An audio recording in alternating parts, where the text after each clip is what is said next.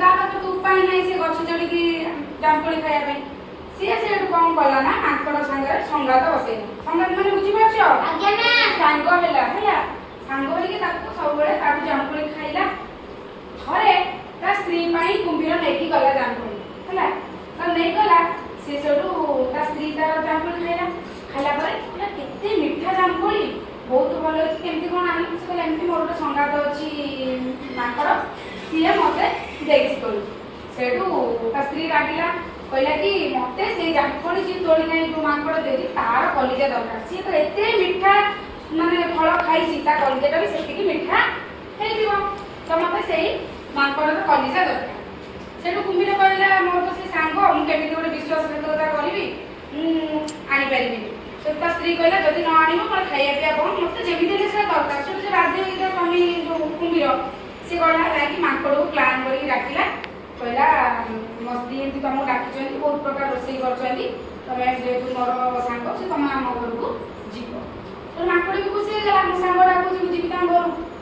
ସେଠୁ ଗଲା, ଅଧା ପାଣିରେ ଗଲା କୁମ୍ଭୀର ପିଠିରେ ବସିକି ମାଙ୍କଡ଼, ଅଧା ବାଟରେ ହେଇଛି ନଈ ମଝିରେ। ସେଠୁ କୁମ୍ଭୀର କହିଲା ମାଙ୍କଡ଼ ଭାଇ ମୁଁ ଜାଣିଛ ତୁମକୁ କାହିଁକି ଆଣିଛି, ତମ କଲିଜାଟା ମୋ ସ୍ତ୍ରୀର ଦରକାର ପସନ୍ଦ, ସିଏ ସେଇଥିପାଇଁ ମୋତେ କହିଛି, ମୁଁ ତୁମକୁ ସେଇଥିପାଇଁ ନେଇକି ଯାଉଛି। ସେଠୁ ମାଙ୍କଡ଼ ଭାଇ କହିଲା ଏଇ ଗୋଟିଏ କଥା, ତମେ ମୋତେ ଆଗରୁ କହିଲନି, ମୁଁ କଲିଜାଟାକୁ ମୋ ସେ ଗଛ କୋରଡ଼ରେ ରଖିଦେଇ ଆସିଛି, ମୁଁ କ'ଣ ଏଠି ଆଣିଛି ତମ ସ୍ତ୍ରୀ ଖାଇବେ ନେଇକି ଯିବି? ତାହେଲେ ମୋତେ ତମେ ନେଇ ଚାଲ ସେ ନଈ କୂଳରୁ, ସେଇ ଗଛ କୋରଡ଼ରେ ଅଛି, ମୁଁ ଆଣିବି ଆଉ ନେଇକି ଯିବା ଆଉ। ସେଠୁ କୁମ୍ଭୀର ଭାବିଲା ହଁ ବୋଧେ ସେଇଆ। ସେଠୁ ନେଇ ଆସିଲା ନଈ କୂଳକୁ।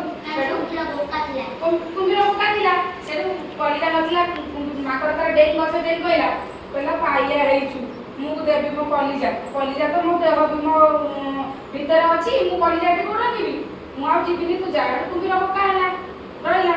ସେଠୁ ଆମେ କ'ଣ ଶିଖିଲେ ଗପରୁ? ଚତୁର ମାନେ ଚାଲାକ ହେଇଥିଲେ କୌଣସି ବିପଦ ଆସିଲେ ବି ଆମେ ତା ଦେହରୁ ବଞ୍ଚି ପାରିବା।